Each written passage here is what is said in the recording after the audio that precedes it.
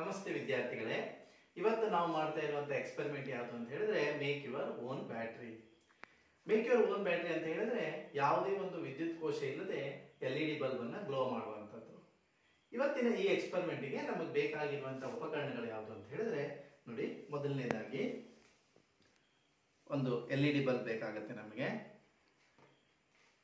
ಹಾಗೆ cardboard piece ಬೇಕಾಗುತ್ತೆ. ಈ ರೀತಿಯಾಗಿ ನೀವು ಕಟ್ ಮಾಡ್ಕೊಳ್ಬೇಕು. ಸ್ಕ್ವೇರ್ ಶೇಪಲ್ಲಿ ಇದನ್ನು 4 ರಿಂದ 5 ಪೀಸ್ಗಳಿಂದ ಕಟ್ ಮಾಡ್ಕೊಳ್ಬೇಕು. ಆನಂತರ ನಮಗೆ ಉಪ್ಪು ಬೇಕಾಗತ್ತೆ. ಉಪ್ಪಿನ ಬದಲು ನೀವು ಲಿಂಬೆ ಹಣ್ಣನ್ನು ಬಳಸ್ಬೋದು, ಇನ್ನೂ ಚೆನ್ನಾಗಿ ಬರುತ್ತೆ. ಇನ್ನು ನೋಡಿ, ಈ ರೀತಿಯ ಕಾಪರ್ ಪ್ಲೇಟ್ ಬೇಕಾಗತ್ತೆ, ತಾಮ್ರದ ಪ್ಲೇಟು. ಮತ್ತು ಜಿಂಕ್ ಪ್ಲೇಟ್ ಬೇಕಾಗತ್ತೆ. ಇವೆರಡು ಬೇಕಾಗುತ್ತೆ. ಇದು ನಮಗೆ ಪಾಸಿಟಿವ್ ಆಗಿ ಯೂಸ್ ಮಾಡ್ತೀವಿ, ಇದನ್ನು ನಾವು ನೆಗೆಟಿವ್ ಆಗಿ ಯೂಸ್ ಮಾಡ್ತೇವೆ.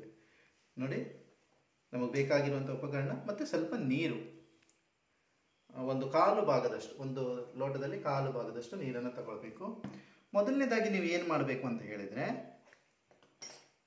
ಈ ಉಪ್ಪನ್ನು ನೀರಿಗೆ ಹಾಕಿಕೊಳ್ಬೇಕು, ನೀರಿಗೆ ಮಿಶ್ರಣ ಮಾಡ್ಕೊಳ್ಬೇಕು. ನಾನು ಮೊದಲೇ ಮಾಡ್ಕೊಂಡಿದ್ದೀನಿ. ಒಂದು ಕಾಲು ಭಾಗದಷ್ಟು, ಒಂದು 20 ಗ್ರಾಮ್ ಉಪ್ಪನ್ನು ಈ ಅಷ್ಟು ಪ್ರಮಾಣದ ಕಾಲು ಭಾಗದಷ್ಟು ನೀರಿಗೆ ಏನು ಮಾಡ್ಕೊಳ್ಬೇಕು, ಮೊದಲೇ ಇದನ್ನು ಕಲಿಸಿ ಇಟ್ಕೊಳ್ಬೇಕು. ಆನಂತರ ಏನು ಮಾಡಬೇಕು ಅಂತ ಹೇಳಿದರೆ, ಈ ರೀತಿಯ ಕಟ್ ಮಾಡಿರ್ತಕ್ಕಂಥ ಕಾರ್ಡ್ಬೋರ್ಡ್ ಪೇಪರ್ಸನ್ನು ಇದರ ಒಳಗಡೆ ನೆನೆ ಹಾಕಬೇಕು. ಈ ರೀತಿಯಾಗಿ ನೆನೆ ಹಾಕಬೇಕು, ಹೀಗೆ ನೆನೆ ಹಾಕಬೇಕು.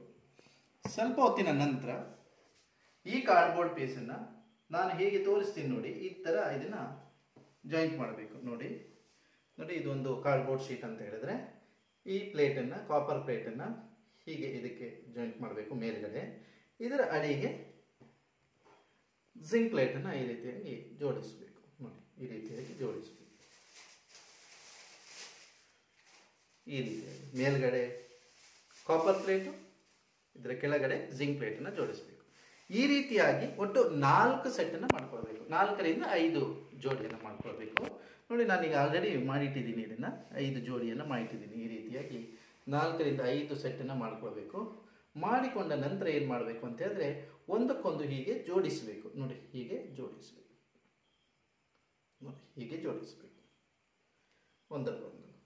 ನೋಡಿ, ಈ ಡಿಪ್ ಮಾಡಿರುವಂಥ ಪೇಪರನ್ನು ಕಾಪರ್ ಮತ್ತು ಜಿಂಕ್ ಪ್ಲೇಟ್ನ ನಡುವೆ ಇಟ್ಟು ಒಂದಕ್ಕೊಂದು ಜೋಡಿಸಬೇಕು. ಜೋಡಿಸಿಟ್ಟವಾಗ ನೋಡಿ, ಈಗ ಕಾಪರ್ ಪಾಸಿಟಿವ್, ಜಿಂಕ್ ನೆಗೆಟಿವ್, ಹಾಗೆ ಪಾಸಿಟಿವ್ ನೆಗೆಟಿವ್, ಪಾಸಿಟಿವ್ ನೆಗೆಟಿವ್, ಈ ರೀತಿಯಲ್ಲಿ ಜೋಡಿಸಬೇಕು. ಈಗ ನೋಡಿ, ಯಾವುದೇ ಶುಷ್ಕಕೋಶವನ್ನು ಬಳಸದೆ ಬಲ್ಬ್ ಗ್ಲೋ ಆಗುತ್ತೆ. ನೋಡಿ,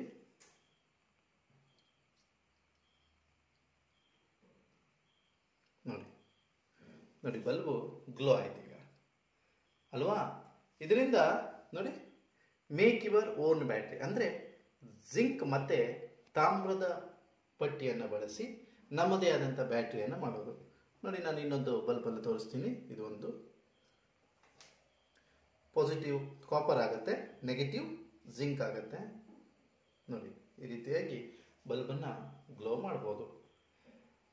ನಿಮ್ಗೆ ಗೊತ್ತಿರಲಿ ಹೇಗೆ ಬಲ್ಬ್ ಗ್ಲೋ ಆಯಿತು ಅಂತ ನಿಮ್ಮ ಪ್ರಶ್ನೆ. ಈಗ ಹೇಗೆ ಬಲ್ಬ್ ಗ್ಲೋ ಆಯಿತು? ಕೇವಲ ಮೊದಲನೇದಾಗಿ ಕಾಪರ್, ಜಿಂಕ್ ಈ ಥರದ 4 ಪ್ಲೇಟ್ಗಳನ್ನು ಬಳಸಿದ್ದೇನೆ. ಏನಾಗುತ್ತೆ ಅಂತ ಹೇಳಿದ್ರೆ, ಇದನ್ನ ನಾನು ಉಪ್ಪಿನ ದ್ರಾವಣದೊಂದಿಗೆ ಮಿಶ್ರಣ ಮಾಡಿದ್ದೀನಿ. ಆಗ ಕೆಮಿಕಲ್ ಎನರ್ಜಿಯಿಂದ ಎಲೆಕ್ಟ್ರಿಕಲ್ ಎನರ್ಜಿ ಫಾರ್ಮ್ ಆಗುತ್ತೆ. ಹೇಗೆ ಫಾರ್ಮ್ ಆಗುತ್ತೆ ಅಂತ ಹೇಳಿದ್ರೆ, ಈ ಎಲ್ಲ ಪ್ಲೇಟ್ಸ್ಗಳ ನಡುವೆ ಪೊಟೆನ್ಷಿಯಲ್ ಡಿಫರೆನ್ಸ್ ಕ್ರಿಯೇಟ್ ಆಗುತ್ತೆ. ಎಲ್ಲ ಪ್ಲೇಟ್ಸ್ಗಳ ನಡುವೆ ಪೊಟೆನ್ಷಿಯಲ್ ಡಿಫರೆನ್ಸ್ ಕ್ರಿಯೇಟ್ ಆಗುತ್ತೆ. ಅಂದ್ರೆ ಒಂದು ಪಾಯಿಂಟ್ ಇಂದ ಇನ್ನೊಂದು ಪಾಯಿಂಟ್ ನವರೆಗೆ ಪೊಟೆನ್ಷಿಯಲ್ ಡಿಫರೆನ್ಸ್ ಕ್ರಿಯೇಟ್ ಆಗುತ್ತೆ. ಇದರಿಂದ ವೋಲ್ಟೇಜ್ ಹೆಚ್ಚಾಗುತ್ತೆ. ಅದರಿಂದ ಈ ವೋಲ್ಟೇಜ್ ನಿಂದ LED ಗ್ಲೋ ಆಗುತ್ತೆ. ಇದೊಂದು ಸಿಂಪಲ್ ಆದಂತ ಎಕ್ಸ್ಪೆರಿಮೆಂಟ್. ಯಾವುದೇ ವಿದ್ಯುತ್ ಕೋಶವನ್ನ ಬಳಸದೆ ನಾವೇ ಓನ್ ಆಗಿ ಬ್ಯಾಟರಿಯನ್ನು ಮಾಡಬಹುದು. ನೀವು ನೋಡಿ, ಈ ರೀತಿಯಾಗಿ ಜಿಂಕ್ ಅನ್ನು ಬಳಸುವ ಬದಲು ನೀವು ಅಲ್ಯೂಮಿನಿಯಂ ಫಾಯಿಲ್ ಅನ್ನು ಕೂಡ ಯೂಸ್ ಮಾಡಬಹುದು ಮುಂದಿನ ದಿನದಲ್ಲಿ.